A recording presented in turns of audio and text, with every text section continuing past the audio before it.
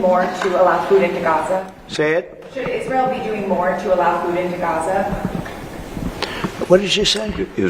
Should Israel be doing more to allow food into Gaza? Well, you know, we gave $60 million 2 weeks ago, and nobody even acknowledged it for food.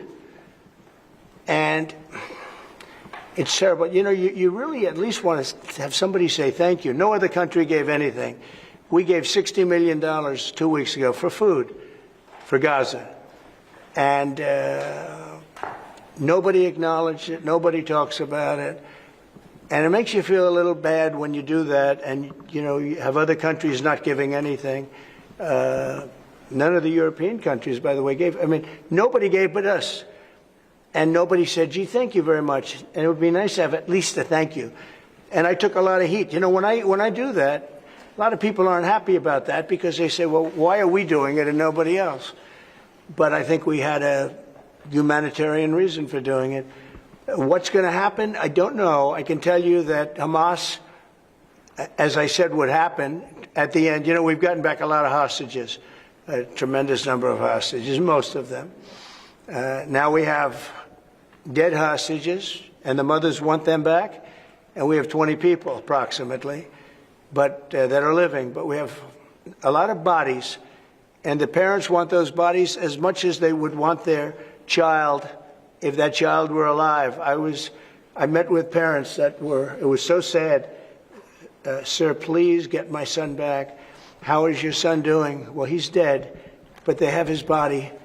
And it's so important. It's more important. It's almost like more, but it's as important as if the child were living. These people were, I mean, they're devastated. And I said, when you get it down to a certain number, you're not going to be able to make a deal with Hamas. Because once they give them up, then they feel that that's going to be the end of them. And what I said is exactly true. You know, they had a routine discussion the other day, and all of a sudden they hardened up. They don't want to give them back. And so Israel's going to have to make a decision.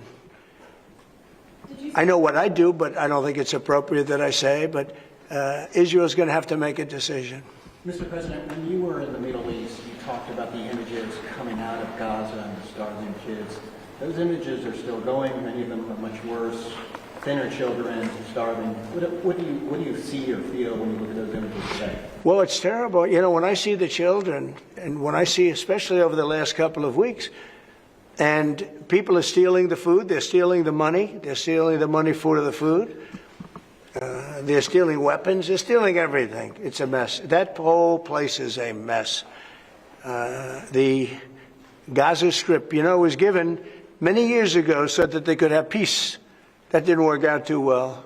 When Israel gave that up, whoever was the prime minister at the time, who I know who it was, but it was not exactly a very clever thing to do, because that was given so that they finally have peace, and it's actually made the situation worse.